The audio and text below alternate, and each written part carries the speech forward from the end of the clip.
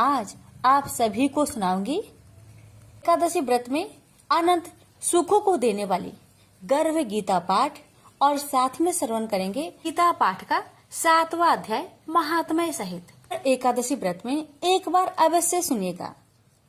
गर्भ गीता पाठ।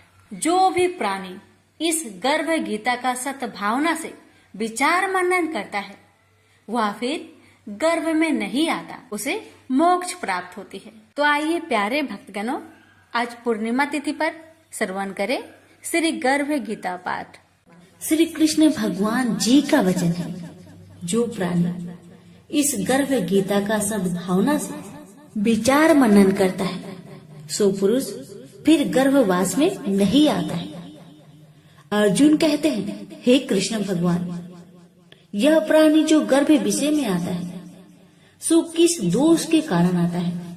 हे प्रभु जी, जब यह जन्मता है तब इसको जरा आदि रोग लगते हैं, फिर मृत्यु होती है। हे स्वामी, वह कौन सा कर्म है जिसके करने से जन्म मरण से रहित होते हैं? श्री भगवान बोले, हे अर्जुन, यह मनुष्य जो है सो आंधा मूर्ख है और संसार के साथ प्रीति करता है। यह पदार्थ मैंने पाया है और वह मैं पाऊंगा, ऐसी चिंता इस प्राणी के मन से उतरती नहीं। 8 पहर माया को ही मांगता है। इन बातों को करके बार बार जन्मता और मरता है। वह गर्भ विषय दुख पाता रहता है। अर्जुन कहने लगे, हे श्री कृष्ण भगवान, यह मन हाथी की नाई है, कृष्ण इसकी शक्ति है। यह मन तो 5 के बस में है, काम, क्रोध, लोभ, मोह और अहंकार। इन 5 में अहंकार बहुत बली है। ये कौन सा यत्न है जिससे मन बस में होए? वैसे ही मन रूपी हाथी को बस में करने के लिए ज्ञान रूपी अंकुश है। अहंकार करने से यह जीवन नरक में पड़ता है। अर्जुन कहते हैं, हे भगवान, जो एक आपके नाम के लिए वन खंड में फिरते हैं, एक वैरागी हुए हैं, एक धर्म करते हैं, इनको कैसे जाने? जो वैष्णव है वो कौन है? श्री भगवान कहते हैं, हे अर्जुन, मेरे ही नाम के लिए वनों में फिरते हैं वह सन्यासी कहते हैं। एक सिर पर जटा बांधते हैं, एक अंग पर भस्म लगाते हैं। उनमें हम नहीं है, क्योंकि इनमें अहंकार है। इससे मेरा दर्शन दुर्लभ है। अर्जुन कहते हैं, हे भगवान, वह कौन सा पाप है जिससे स्त्री की मृत्यु हो जाती है? वह कौन सा पाप है जिससे पुत्र मर जाता है? और नपुंसक कौन से पाप से होते हैं? श्री भगवान कहते हैं, हे अर्जुन, जो किसी से कर्जा लेता है और देता नहीं, इस पाप से औरत मरती है। और जो किसी की अमानत रखी हुई बचा लेता है, उनके पुत्र मर जाते हैं। जो किसी का कार्य किसी के गोचर आए पड़े और वह जवानी कहे कि मैं तेरा कार्य सबसे पहले कर दूंगा, जब समय आए उसका कार्य न करे, इस पाप से नपुंसक होता है। यह बड़े पाप है। अर्जुन कहते हैं, हे भगवान, कौन से पाप से मनुष्य सदैव रोगी रहता है? किस पाप से गधे का जन्म पाता है, स्त्री का जन्म तथा टट्टू का जन्म क्यों कर पाता है, और बिल्ली का जन्म किस पाप से होता है? श्री भगवान कहते हैं, अर्जुन, जो भी मनुष्य कन्यादान करते हैं और इस दान में मूल्य लेते हैं वो दोषी हैं। वे मनुष्य सदा रोगी रहते हैं। जो विषय विकार के वास्ते मदिरा पान करते हैं वे टट्टू का जन्म पाते हैं, और जो झूठी गवाही भरते हैं वह औरत का जन्म पाते हैं। जो रसोई बना के पहले आप भोजन कर लेते हैं और पीछे परमेश्वर को अर्पण करते हैं तो वे बिल्ली का जन्म पाती है। और जो मनुष्य अपनी झूठी वस्तु दान करते हैं औरत का जन्म पाते हैं, वह गुलाम औरतें होती हैं। अर्जुन कहते हैं, हे भगवान, कई मनुष्यों को आपने स्वर्ग दिया सो उन्होंने कौन सा पुण्य किया है? और कई मनुष्यों को आपने हाथी घोड़ा रथ दिए हैं, उन्होंने कौन सा पुण्य किया है? श्री भगवान कहते हैं, हे अर्जुन, जिन्होंने स्वर्ण दान किया है उनको हाथी घोड़े वाहन मिलते हैं। जो परमेश्वर के निमित्त कन्यादान करते हैं सो पुरुष का जन्म पाते हैं। अर्जुन कहते हैं, हे भगवान, जिन पुरुषों के अंदर विचलित शरीर है उन्होंने कौन सा पुण्य किया है? किसी 2 घर के संपत्ति है, कोई विद्वान है, उन्होंने कौन सा पुण्य किया है?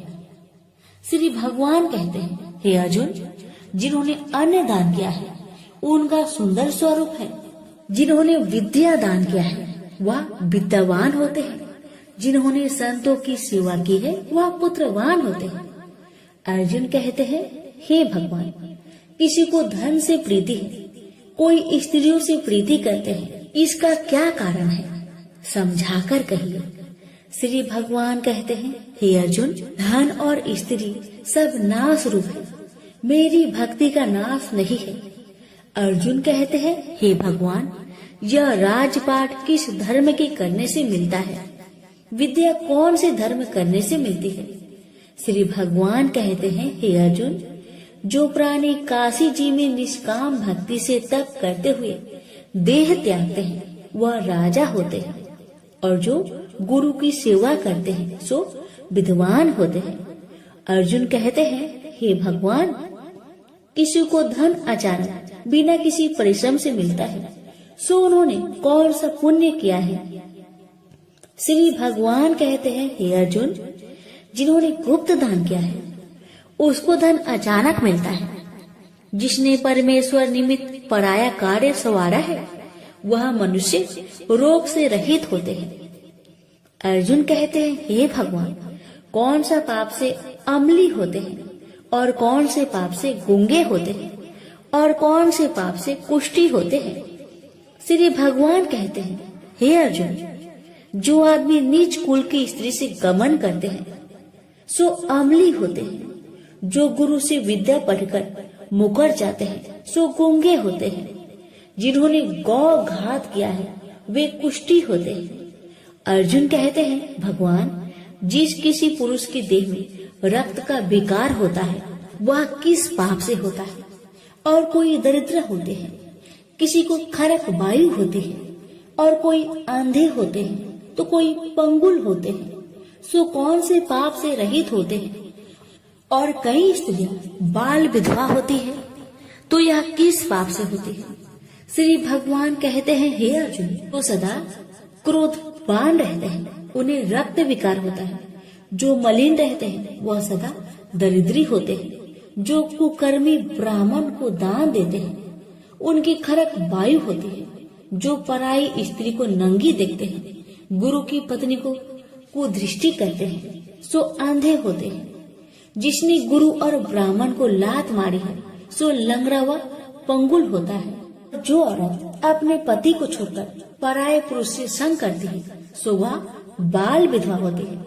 अर्जुन कहते हैं, हे भगवान, आप पर ब्रह्मा हो, आपको नमस्कार है। आगे मैं आपको संबंधी जानता था परंतु अब मैं ईश्वर रूप में जानता हूँ। हे पर ब्रह्मा, गुरु दीक्षा कैसी होती है सो कृपा करके मुझसे कहिए। श्री भगवान कहते हैं, हे अर्जुन, तुम धन्य हो, तुम्हारे माता पिता भी धन्य हैं, जिनके तुम ऐसे पुत्र हो। हे अर्जुन, सारे संसार का गुरु जगन्नाथ, विद्या का गुरु काशी, चारों वर्णों का गुरु सन्यासी है। सन्यासी उसको कहते हैं जिन्हें सबका त्याग करके मेरे प्रति मन लगाया है, सो ब्राह्मण जगत गुरु है। हे अर्जुन, यह बात ध्यान देकर सुनने की है। गुरु कैसा करे? जिसने सब इंद्रियां जीती हो, जिसको सब संसार ईश्वर में नजर आता हो और सब जगत से उदास हो। ऐसा गुरु करे जो परमेश्वर को जानने वाला हो और उस गुरु की पूजा सब तरह से करे। हे अर्जुन, जो गुरु काम भक्त होता है और जो प्राणी गुरु की पूजा सब तरह से करे, हे अर्जुन, सो गुरु का भक्त होता है। और जो प्राणी गुरु की पूजा सब तरह से करे, हे अर्जुन, जो गुरु का भक्त होता है और जो प्राणी गुरु के सम्मुख होकर भजन करते हैं उसका भजन करना सफल है। जो गुरु से विमुख है उनको 7 ग्राम मारे का पाप है। गुरु से विमुख प्राणी दर्शन करने योग्य नहीं होते। जो गृहस्थी संसार में गुरु के बिना है, चांडाल के समान है। जिस तरह मदिरा का भंडार हो, उसमें जो गंगा जल है सो अपवित्र है, इसी तरह गुरु से विमुख का भजन सदा अपवित्र होता है। उसके हाथ का देवता भी नहीं लेते, उसके सब कर्म निष्फल है। कुकर, शुकर, गंधर्व, काक, ये सब की सब योनि में बड़ी खोटी योनि है। सबसे यह मनुष्य खोटा है जो गुरु नहीं करता। गुरु बिना गति नहीं होती, यह अवश्य नरक को जाएगा। गुरु दीक्षा बिना प्राणी के सब कर्म निष्फल होते हैं। हे अर्जुन, जैसे चारों वर्णों को मेरी भक्ति करना योग है, तैसे गुरु धार के गुरु की भक्ति करना योग है। जैसे गंगा नदियों में उत्तम है, सब व्रतों में एकादशी का व्रत श्रेष्ठ है, वैसे हे अर्जुन, शुभ कर्मों में गुरु सेवा उत्तम है। गुरु दीक्षा बिना प्राणी पशु योनि को पाता है।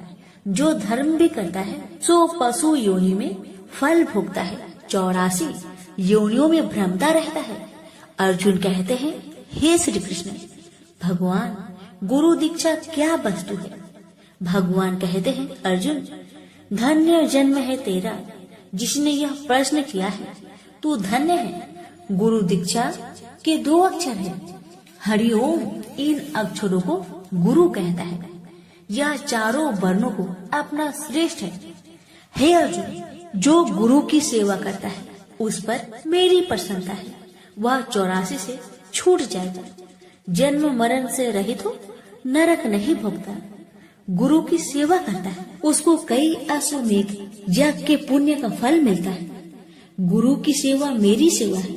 हे अर्जुन, हमारे तुम्हारे संवाद जो पढ़ेंगे सो गर्भ के दुख से बचेंगे, 84 कट जाएगी। इसी से इस पाठ का नाम गर्भ गीता है। श्री कृष्ण भगवान जी के मुख से अर्जुन ने श्रवण की है। गुरु दीक्षा लेना उत्तम कर्म है। उसका फल है कि नरक से वह 84 से जीव बचा रहता है। भगवान बहुत प्रसन्न होते हैं। प्रेम से बोले श्री कृष्ण भगवान की जय। श्री कृष्ण भगवान बोले, हे पार्थ, जो मुझ में मन लगाकर मेरे में ही आश्रय लेकर योगा अभ्यास करते हुए मेरे स्वरूप का संचय रहित पूर्ण ज्ञान प्राप्त होगा, सो सुनो, विज्ञान के सहित वह पूर्ण ज्ञान में तुम्हें सुनाता हूँ, जिसके जानने से तुमको इस लोक में और कुछ जानना शेष न रहेगा। सहस्त्रों मनुष्य में से कोई एक सिद्धि प्राप्त के लिए यत्न करता है। उन यत्न करने वाले सिद्धों में से कोई बिरला ही मुझे ठीक जान पड़ता है। पृथ्वी, जल, अग्नि, वायु, आकाश, मन, बुद्धि और अहंकार, यह 8 प्रकार की मेरी प्रकृति माया है। इस प्रकृति को अपरा अचेतन अर्थात जड़ कहते हैं। और हे महाबाहो, इससे दूसरी प्रकृति चेतन है, जिसने संपूर्ण जगत धारण किया है। इन्हीं प्रकृतियों से सब प्राणी मात्र उत्पन्न होते हैं। ऐसा जानो, यह प्रकृतियां हमसे ही उत्पन्न हुई है। इस तरह सब जगत की उत्पत्ति और प्रलय का कारण मैं ही हूँ। हे धनंजय, जिस प्रकार धागे में मणि पिराई जाती है, उसी भांति यह सब संसार मुझसे परे और कुछ भी नहीं। हे कुंती पुत्र, जल में रस में मैं ही हूँ, चंद्रमा और सूर्य में प्रकाश में मैं ही हूँ, सब वेदों का सार मैं ही हूँ, आकाश में शब्द तथा पुरुष में पौरुष मैं ही हूँ।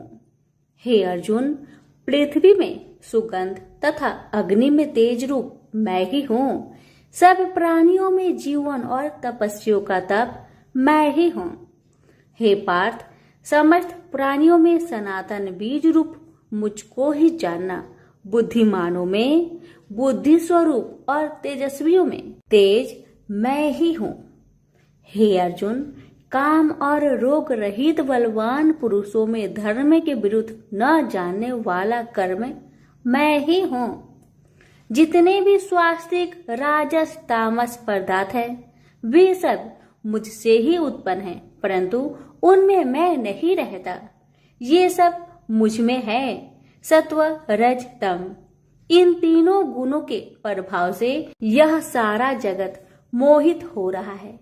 इस कारण यह मेरी गुणमयी और दिव्यमयी माया अति दुस्तर है। जो मुझको अनन्य भाव से भजते हैं वे इस माया को पार कर जाते हैं।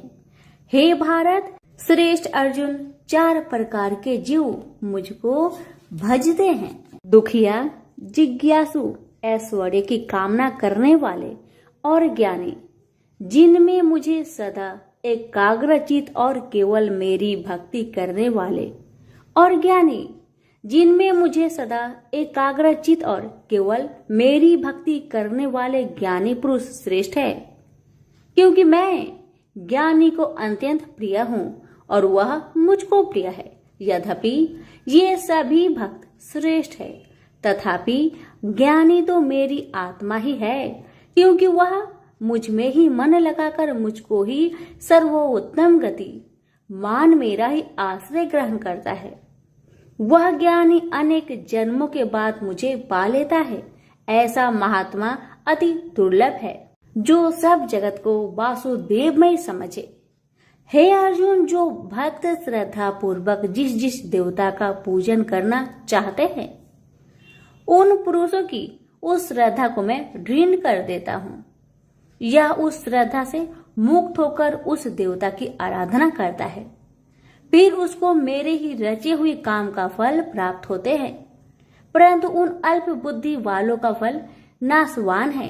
देवताओं की आराधना करने वाले देवताओं को मिलते हैं और अव्यय, अविनाशी, अच्युत्यम स्वरूप को न जानकर मंद बुद्धि लोग मुझे अव्यक्त को व्यक्त मानते हैं। मैं योग माया से आच्छादित होने के कारण सबको नहीं दिखता। उसी से मूर्ख लोग अनादि तथा अविनाशी मुझको नहीं जानते। हे अर्जुन, मैं भूत भविष्य और वर्तमान के सभी प्राणियों को ही जानता हूँ, पर मुझे कोई भी नहीं जानता।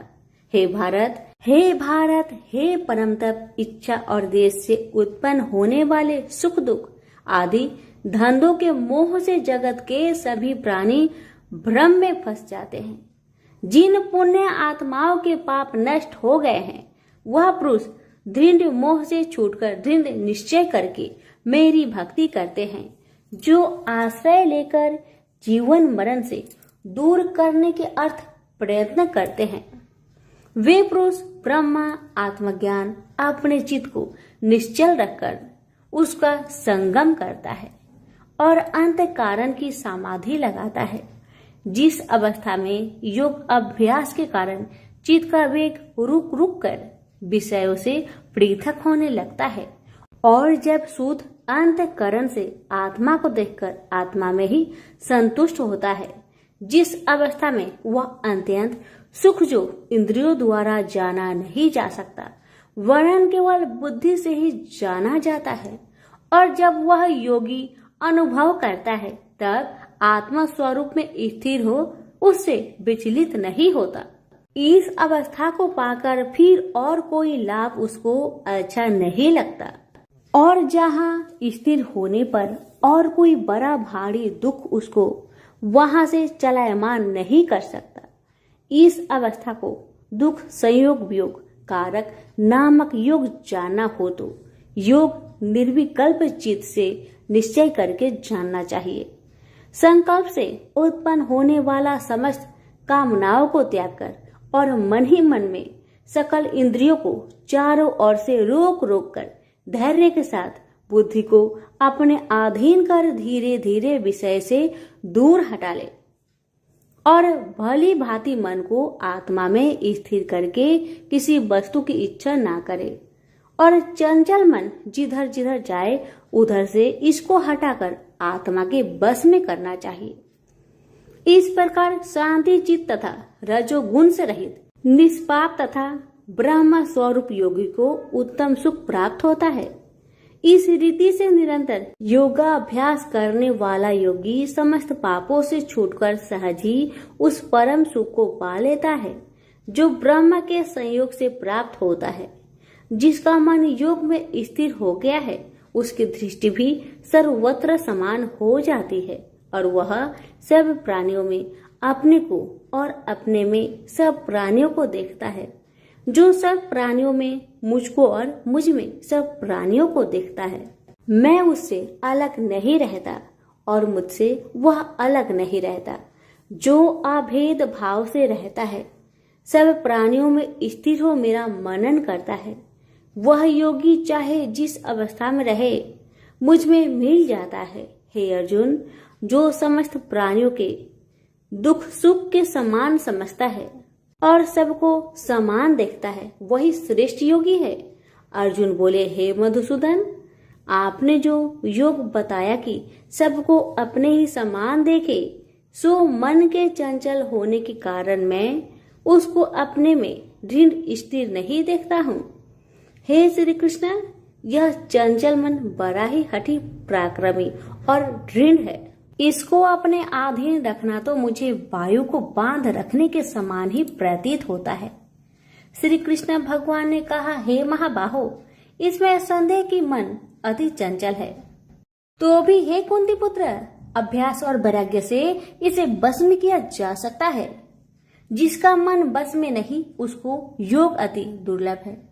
अर्जुन ने कहा, हे श्री कृष्ण, जिसमें श्रद्धा तो है पर योग प्राप्त करने में सफल नहीं हुआ है और जिसका चित्त योग से विचलित हो गया है, वह योग सिद्धि न पाने से किस गति को प्राप्त होता है?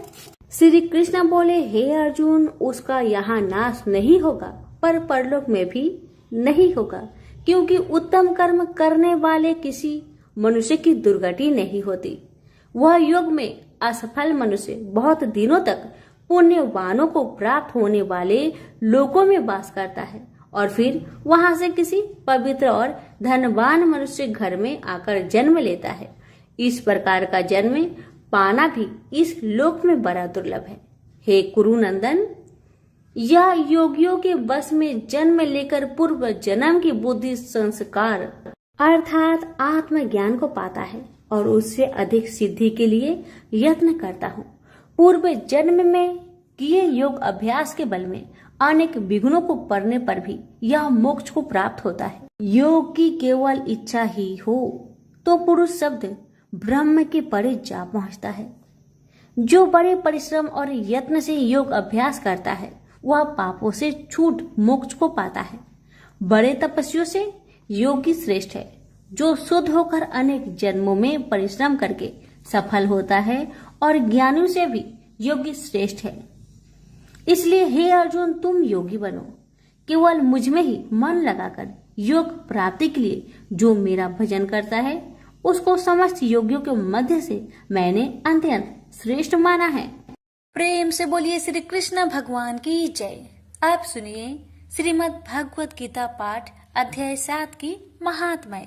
भगवान शिव कहते हैं, हे पार्वती, अब मैं 7वें अध्याय का महात्म्य बतलाता हूँ, जिसे सुनकर कानों में अमृत राशि भर जाती है। पाटलिपुत्र नामक एक दुर्गम नगर है जिसका गोपुर बहुत ही ऊंचा है। उस नगर में शंकुकर्ण नामक एक ब्राह्मण रहता था। उसने वेश्यावृत्ति का आश्रय लेकर बहुत धन कमाया, किंतु ना तो कभी पितरों का तर्पण किया और न देवताओं का पूजन ही। वह धनोपार्जन में तत्पर होकर राजाओं को ही भोज दिया करता था। एक समय की बात है, उस ब्राह्मण ने अपना चौथा विवाह करने के लिए पुत्र और बंधुओं के साथ यात्रा की। मार्ग में आधी रात के समय जब वह सो रहा था, तब एक सर्प ने कहीं से आकर उसकी बाह में काट लिया। उसके काटते ही ऐसी अवस्था हो गई कि मणि, मंत्र और औषधि आदि से भी उसके शरीर की रक्षा असाध्य जान पड़ी। तत्पश्चात कुछ ही क्षणों में उसके प्राण पेखरू उड़ गए। वह प्रेत बना।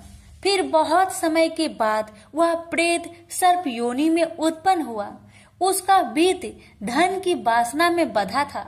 उसने पूर्व वृत्तांत को स्मरण करके सोचा, मैंने घर के बाहर करोड़ों की संख्या में अपना जो धन गार रखा है, उससे इन पुत्रों को वंचित करके स्वयं ही उसकी रक्षा करूंगा।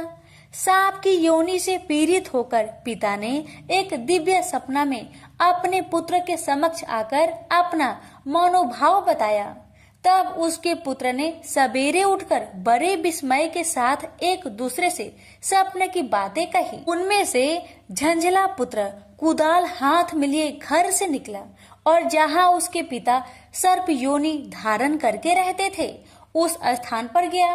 यद्यपि उसे धन के स्थान पर ठीक ठीक पता नहीं था, तो भी उसने जीहो से उसका ठीक निश्चय कर लिया और लोभ बुद्धि से वहां पहुंचकर बाबी को खोदना आरंभ किया।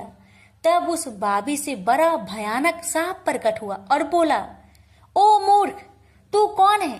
किस लिए यहाँ आया है? यह बिल क्यों खोद रहा है? किसने तुझे भेजा है?